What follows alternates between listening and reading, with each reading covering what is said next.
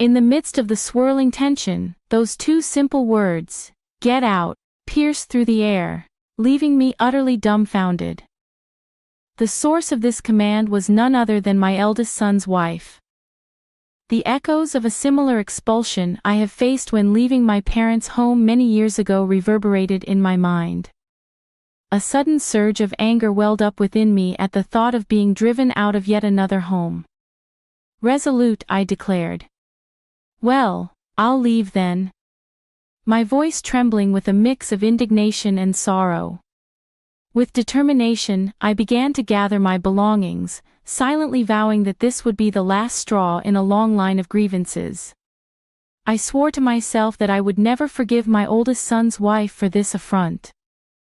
As I packed my things, the realization hit me that it was time to put my plan into action.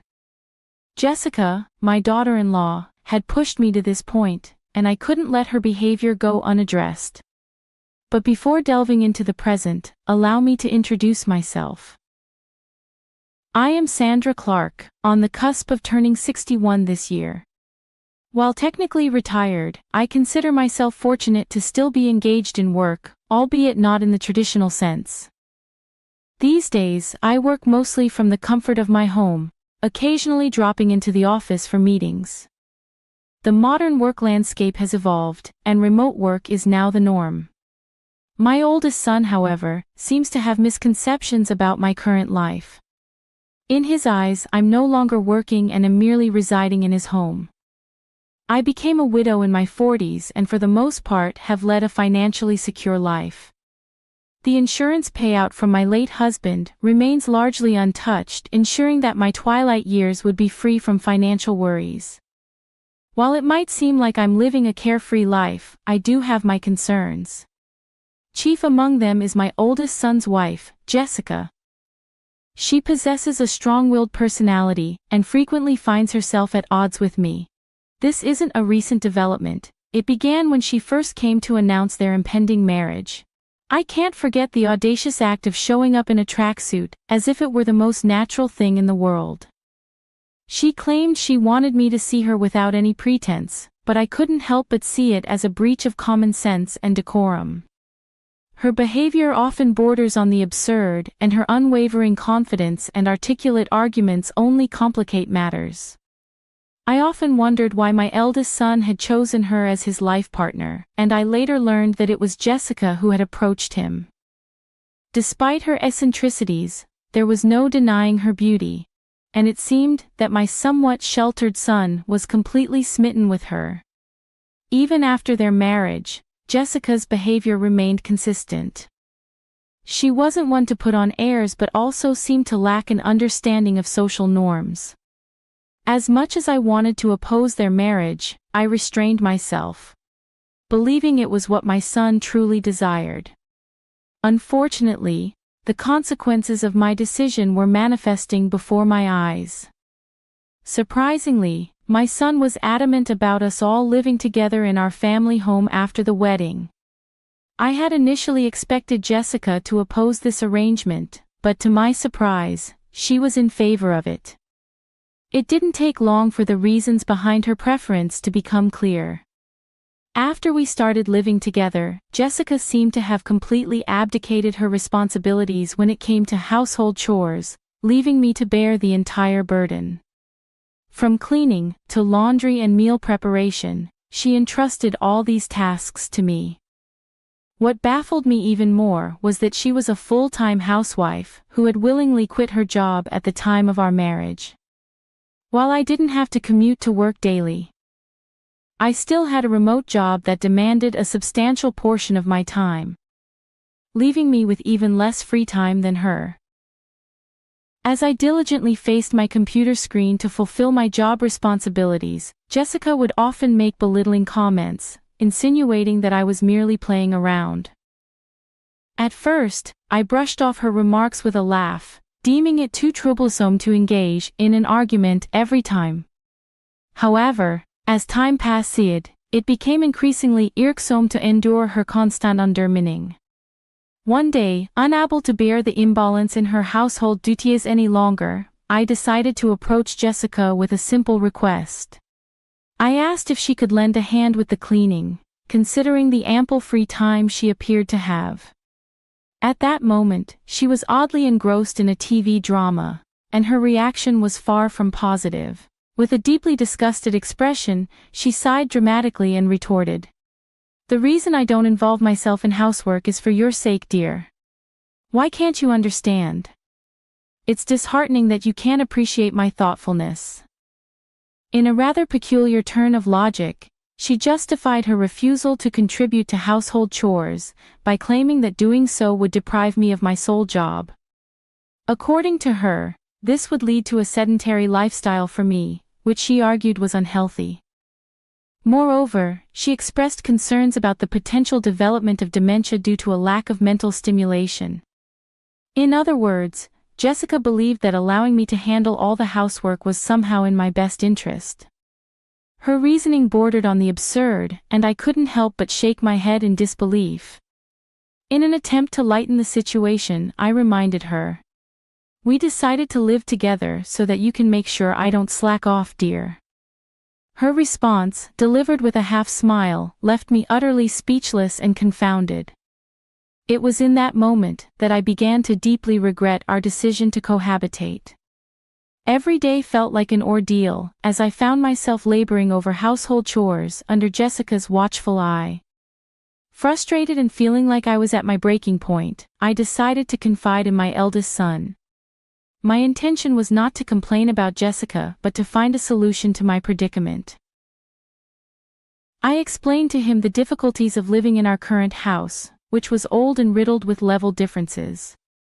My age and physical condition had taken a toll, resulting in a back injury the previous year. These challenges made daily life increasingly arduous for me. Following our conversation, I made the decision to move into an apartment. It felt like Jessica had driven me to this choice, though I had no regrets about leaving. The new apartment I secured was a rental, and while I initially thought it might be too spacious for me to live alone, I ensured that it had enough room for my grandchildren to stay over in the future. I even had the interior customized to my taste, and at last, my own personal castle was complete. However, my joy was short-lived as Jessica began coming over to the new apartment every day, staying until late into the evening. She lounged on the living room couch, looking around and commenting, "The new apartment is really nice, isn't it, Mother? It might be too big for just you. Why don't you come back to your old home and take care of the house chores? It's for your health and longevity, you know." Jessica's behavior had become unbelievably frustrating. She insisted that I return to our old house to take care of the chores during the day, and her self-centeredness was enough to make anyone dizzy. I had already moved out of that house, and it was time for her to step up as the wife and handle the household responsibilities. After all, I was the one taking care of all the house chores in my new place, and my annual checkups always came back with good results. There was really nothing for Jessica to worry about. However, when I confronted Jessica about this, she simply turned her head away, as if pretending not to hear my words. It was her usual strategy to ignore anything that was inconvenient for her. Yet, even after this confrontation, Jessica continued to visit my apartment regularly. Just the other day, she casually mentioned that going back to the old house was too much of a hassle, and ended up staying the night. My parents' home and my apartment were conveniently located, just a 15-minute walk apart, and it was my eldest son who had suggested I live near my parents' home. He was concerned about me and thought it would be better for me to be closer to them. While his concern touched me, it also made me a little sad to leave the house where I had spent so many years. One day, when I had been out on a rare business-related outing and returned in the evening, I was in for a surprise. To my disbelief, Jessica had let herself into my apartment using the spare key I had given to my son without telling me. "Welcome back," she said, lying on the floor in front of the TV, not even bothering to get up. I was taken aback and felt uncomfortable knowing that she had been in my apartment while I was away. I told her sternly, "Jessica, that spare key is meant to be used in emergencies, not for you to let yourself in when I'm not home." It was the first time I had firmly asserted myself with her. She seemed surprised because I was usually quick to forget my anger, but this time I held my ground. Her response was less than pleasant. "You really are a stingy mother-in-law," she yelled at me. "I can't stand that about you, and I can't stand anything about you, not even this apartment. We're a family, so you should leave." She tried to usher me out the front door. It became clear that Jessica couldn't stand the thought of me living in this apartment. She was upset that her family was living in the old house while I occupied this place. According to her, it was unfair that the rent for this apartment was being paid by my son James. She believed that it wouldn't be strange for us as his family to live here. In her mind, it was a matter of living within our means. Jessica's perspective helped me understand why she was constantly showing up at my apartment. She believed that this apartment should have been a place for her family to live, and she was not shy about expressing her displeasure. In the end, I decided to agree with her demands. "All right, I will leave," I retorted, staring her down. "I promised to move my belongings out within 3 days." Jessica, still skeptical, demanded that I call the moving company right there in front of her. I didn't wait for a moment and immediately called a moving service from my smartphone, scheduling them to come in 2 days. As Jessica left satisfied with the resolution, I watched her retreating figure and began formulating a plan for my new life in a senior-specific apartment. It was time for a fresh start and a peaceful living environment. After much contemplation, I made the decision to embark on a two-pronged trial of a significant change in my life. It involved the rather unsettling task of handing over both the keys to my cherished apartment and the accompanying lease documents to Jessica. All in the hopes of initiating a contractual alteration through the mediation of our trusty real estate agent, who would ultimately convey our request to the landlord. Fortunately, my history with the landlord spanned many years, and this long-standing relationship proved to be the beacon of flexibility and understanding I had been hoping for during this tumultuous period. Their willingness to accommodate our requested changes in such a congenial manner was, to say the least, an immense relief to me. However, my eldest son, whose emotions were running high and his patience dwindling, was not as pleased with this development. In fact, he was furious with Jessica for what he perceived as her kicking me out of our beloved apartment. The strain in their relationship had reached a point where he was seriously contemplating divorce. Oddly enough, though Jessica appeared unperturbed by his inner turmoil, displaying a surprising level of indifference. On the contrary, she seemed to have embraced the idea of living alone in our apartment and boldly declared her desire for us to live separately. I couldn't help but marvel at her audacity in the face of such a complex and emotional situation. However, what Jessica did not know was that in a mere 5 days, she would come face to face with the truth, and it would change everything. As I continued with my remote work, my phone began to ring incessantly. The caller ID displayed Jessica's name, and I had been eagerly anticipating this moment. I had a record ready and waiting to document the impending conversation. Calmly, I pressed the record button and answered the call. "Excuse me, Mother," Jessica's voice rang out. "What's the deal with the rent for this apartment?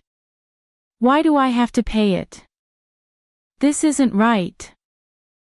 Jessica's words triggered a relentless tirade, and it was evident that she was thoroughly flustered. I decided to maintain my composure and respond deliberately. "Oh, but Jessica, aren't you the current leaseholder? It's only right that you should pay. Is there a problem?" My tone was calculated, designed to provoke and annoy Jessica further. To my amusement, the flustered Jessica seemed to become even more agitated. "But didn't James used to pay the rent here? We're not even divorced yet, so shouldn't James pay it?" she retorted. At this point, it was clear that Jessica was desperately trying to shift the financial responsibility onto my eldest son's shoulders. In reality, there was never a time when my son had contributed to the rent. In fact, I had been discreetly providing him with financial support all along. Even after retiring from my job, I continued to work as a consultant for the same company, earning a substantial salary. Additionally, I had taken on advisory roles in the industry, offering my expertise and earning a respectable income based on my well-established reputation. It was safe to say that my earnings far surpassed those of my eldest son. While I had been keeping my financial support a well-guarded secret, it was time for the truth to come to light. "So Jessica, it's a misunderstanding on your part," I calmly explained. "Originally, I was the one paying the rent for that place. I didn't make James pay a dime." The revelation left Jessica in a state of shock, her grand plans of independent living in our new apartment crumbling before her eyes. She managed to utter a few more words before abruptly ending the call. Immediately, I contacted my eldest son and allowed him to listen to the recorded conversation. His exhaustion from repaying Jessica's mounting debts was palpable, and I understood the burden he was carrying as a parent. It was only natural for me to extend a helping hand, even if others deemed me too lenient. "My son," I responded softly, "I'll divorce her, I'm tired too." And with that admission, our journey toward addressing this challenging chapter in our lives began in earnest. Guided by a newfound sense of resolve and unity, I sat down with my son, sharing my intricate plan, and providing him with a set of detailed instructions. It was crucial that he followed these steps to the letter, and I needed him to understand the gravity of the situation. My first request was for him to take a leave of absence from work, spanning approximately 3 days, starting from today. This would be the initial phase of our carefully orchestrated strategy. With a hushed tone and a stern look, I directed him to execute the most crucial aspect of the plan: the discreet removal of his essential belongings from the house. It was imperative that he accomplish this without alerting Jessica, his soon-to-be ex-wife, to our intentions. I emphasized the importance of keeping this operation under the radar, ensuring that no large moving trucks or suspicious activities would draw her attention, potentially causing complications. My instructions also included a specific timeline. I advised my son to gradually move his possessions during the cover of nightfall. The destination for these crucial items was carefully chosen: a single-family home hidden from Jessica's knowledge. I had scoured the area extensively to find this discreet location, which would serve as his final dwelling. Our plan was designed to unfold discreetly, shrouded in secrecy, with each step executed meticulously to minimize any potential hiccups or interruptions. 3 days later, we would put our strategy to the test. Then, as anticipated, the phone rang once more and the caller ID displayed Jessica's name. This time, her voice was laden with an even greater sense of urgency and agitation. Curiously, I greeted her, maintaining an intentionally relaxed and composed tone. But it was clear that Jessica was on the verge of panic. Her distress was palpable, and her words tumbled out in a rush. "Mother, our house is up for sale, and I received a call from my parents. They informed me that my belongings have arrived at their house. What does this mean?" It became apparent that my eldest son had followed through with my instructions precisely. He had relocated Jessica's possessions to her parents' house and listed the house they once shared for sale, leaving it empty. The landlord had promptly issued an ultimatum, stating that if the rent remained unpaid, Jessica would need to vacate the premises. The situation had escalated quickly, and Jessica was now in a state of near hysteria. With a sense of finality in my voice, I responded, "Jessica, there are a few things." The time had come to address all the pent-up frustration and grievances that had accumulated over time. "Firstly, I am no longer your mother-in-law," I asserted firmly. Yesterday James filed for divorce, as you signed the papers, didn't you? The divorce had been a long time coming, primarily because of Jessica's habit of using divorce as a weapon to manipulate my eldest son. I explained that my son had signed the divorce papers and officially submitted them to the city office. It was a bold step given his deep love for Jessica when they initially married. However, he had come to realize that her constant threat of divorce was an unhealthy pattern, one that had left him with no alternative. The divorce papers have been formally accepted, I added, emphasizing the irrevocable nature of the situation. You always said to James that you could divorce any time. Aren't you satisfied now that things have gone your way? My voice was calm, but the tension hung in the air. On the other end of the line, Jessica seemed to be holding her breath, searching for words to respond. Frustration must have been coursing through her veins as she was unable to articulate a retort. Moreover, I couldn't help but express genuine concern for her post-divorce prospects. I pointed out the practical challenges she would face, including her financial situation and the costs associated with relocation. How did you even manage to pay this amount? I inquired, genuinely surprised. Jessica's frustration was no longer concealed. It erupted into a tirade of anger and curses directed at me. In that moment, it was clear that our carefully orchestrated plan had unfolded precisely as intended, though the repercussions were unfolding in ways that no one could have predicted. She spoke of her union with my son in a manner that was nothing short of confounding. According to her, the marriage was a consequence of her late husband's inheritance, which she asserted was now under her stewardship. In a tone that pierced the air, she vehemently declared her inability to so much as budge a single penny from this newfound wealth. It was as if she had been bound by some invisible financial straitjacket. The anguish cry that followed was a stark contrast to her earlier tumult. Her grievances flowed freely as she lamented the unfortunate turn of events. It was evident that her matrimonial ties had been forged under the weight of insurmountable debts. I chose not to intervene, allowing my son to eavesdrop on this exchange, understanding that it might serve as valuable evidence in case of a future divorce. As Jessica's tirade continued, I patiently waited for it to run its course, a task that demanded significant endurance. For approximately a quarter of an hour, she ranted unabated, her words like a storm of frustration and discontent. Then something shifted. The tone of her voice softened, and the anger that had once consumed her gave way to desperate pleas. She confided in me, revealing her disconnection from her own family, who had disowned her due to her profligate spending and borrowing habits.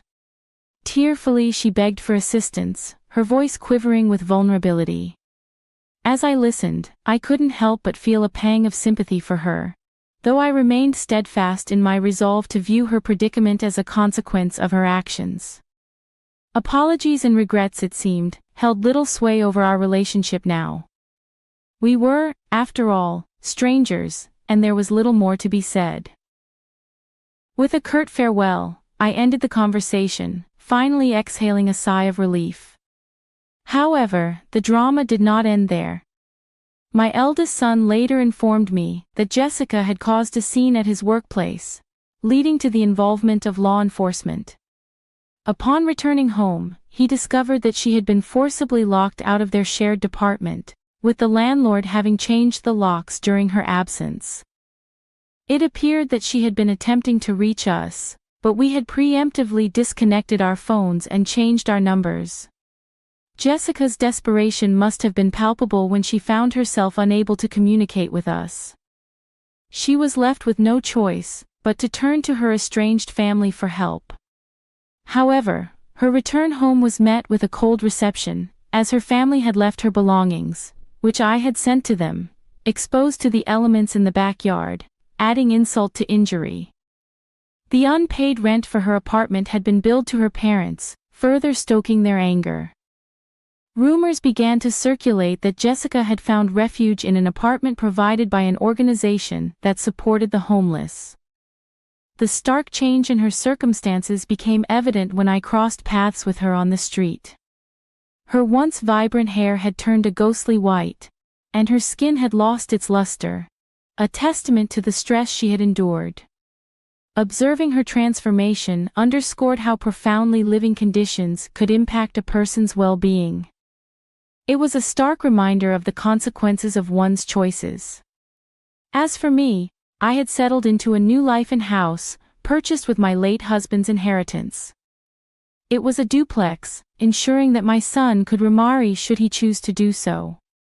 We shared meals, but otherwise, he managed his affairs independently. The money from the sale of my parents' home was carefully preserved for future needs, earmarked for my son and his prospective wife, and of course, any future grandchildren. In the tranquility of my new abode, I nurtured an English garden, a long-held dream. On days when work did not demand my attention, I would tend to the trees and herbs, finding solace and purpose in their growth. This new life, brimming with hope, had become my daily routine, a testament to the resilience of the human spirit and the possibility of renewal.